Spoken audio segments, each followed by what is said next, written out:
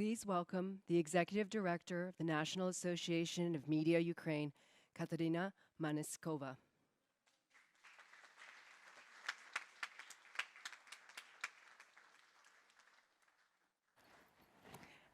Good morning.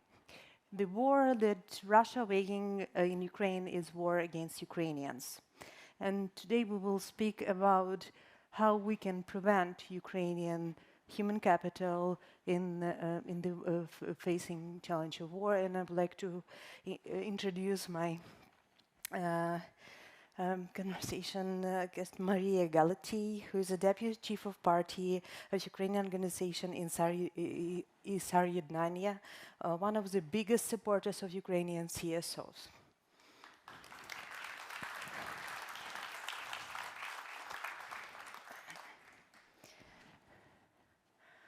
Good morning. Mariya, we have hundreds examples and evidence that Russia in this war trying to exterminate Ukrainians.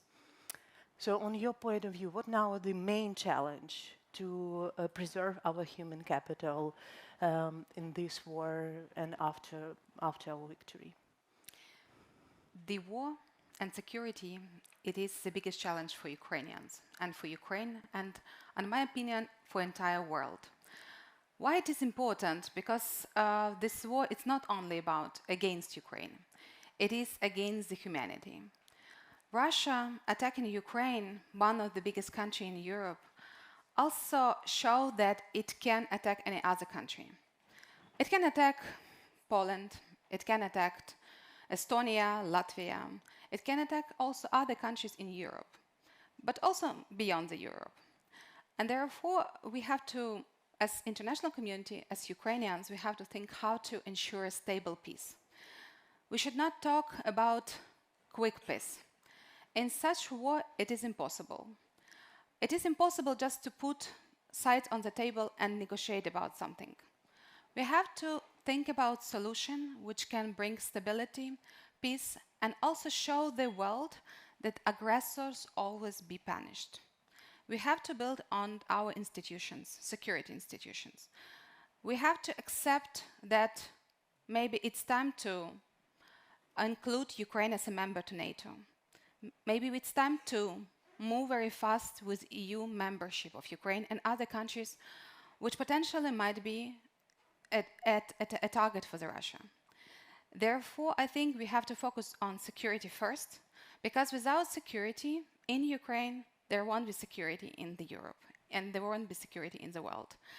And it will also always impact human capital in Ukraine, human capital in other countries, because it is something what we could not just restore.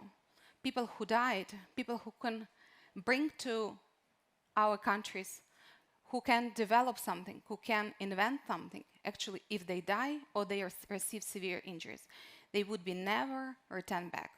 And we would not be able to have other people to replace them. Yeah, and after victory, after we will stop this war and our people will not dying anymore. The main resource that we need is Ukrainians who will be ready to support the recovery and have enough strong and enough knowledge to support our country in every step of recovery. So what do you think it's important to do to support Ukrainians to face the problem of the trauma that all Ukrainians have now, and to have enough skills and knowledge to go through recovery process by themselves and for their businesses, for their country, for their communities? As I mentioned, first we need peace and security. Our people should know that they would never be attacked again. It means that Russia shall pay reparations to Ukraine. It shall cover all losses which Ukraine received during this war. It shall be demilitarized. It shall be maybe led by international community to the new governance, and maybe it shall be somehow cut on smaller countries. But for human capital in Ukraine, of course, we have to start to work with these issues now, because psychological trauma, because injuries which civilians and veterans in the war received, they need to be worked now. We also need to work with skills of people, because challenges which Ukrainians face today and Ukraine faces today, it is some challenges which we never faced before, and maybe international community also didn't face since the Second World War. Therefore, we have to work on these issues and develop the skills, particularly in urban planning, in engineering, in environment and clean energy. Also in rehabilitation of people with disabilities and psychological trauma healing. We also need to help Ukraine and Ukrainians, a particular civil society, to develop policies necessary for the EU integration and also for recovery. And here it is possibility first to open courses in the universities, in the leading universities, for Ukrainian civil society organizations, but also for public officials and citizens, maybe for free or with smaller fee, to allow our citizens to get these knowledges and skills and to ensure a fast recovery of Ukraine. Because without skills and resources, it would be difficult to do this. Also, we would appreciate financial support to Ukraine, because of course, after this damage which Ukraine received, we would need a lot of resources to rebuild our cities, to help our people to recover and actually to recover our economy. And we have more than 6 million people who left the country. And it's also the big part of our human capital. We are, of course, we're very grateful for all those friends who host our citizens in your countries. But what do you think should be done to have these people back, or what the role they could play in the recovery process? I think recovery of Ukraine, it is a very complicated task. And here we have to look at a few things. First, we need resources and opportunities. Second, we need skills, as I mentioned already. We need peace and security. And also, we have to look how to bring human capital to Ukraine. And I will start from human capital, because when we talk about human capital or returning Ukrainians to Ukraine, it is quite a difficult task, and sometimes not necessary. It is a task which is possible. First, we have a lot of people who left Ukraine as a refugee. We have a lot of people who were deported to Russia, and it's about 1.2 million people, including kids. We have people on occupied territories, and it is all human capital of Ukraine, but it is a different capital of Ukraine. Those people who live in Ukraine, they would need, for sure, to be psychologically rehabilitated and to be able to continue with recovery. Refugees, potentially, they might return to Ukraine to work, and for sure, if they have opportunities to work in Ukraine, therefore it's a task for all of us to create opportunities and, of course, to engage investments to Ukraine.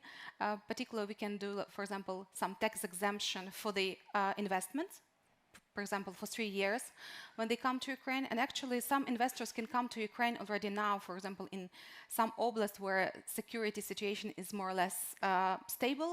They can invest in these areas and already create opportunities for citizens and also for the income of the country. Another opportunity is also people who work in other countries, refugees who decided to stay in other countries. They are the best employees for companies which plan to work in Ukraine, because they can explain Ukraine, they can explain areas where it is worth to invest, they can explain how to work in Ukraine.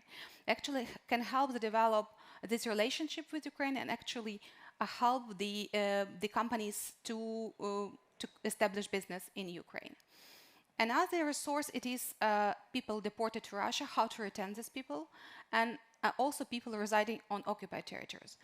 We need to work with this resource to help them to be back to Ukraine, because after occupation, some areas, it's like 8-9 years, they would need a lot of effort to bring them back as Ukrainians and to actually integrate them into our life. And I would not focus like that only on Ukrainians, because I'm sure that there are a lot of people who would like to come to Ukraine and contribute to this recovery process.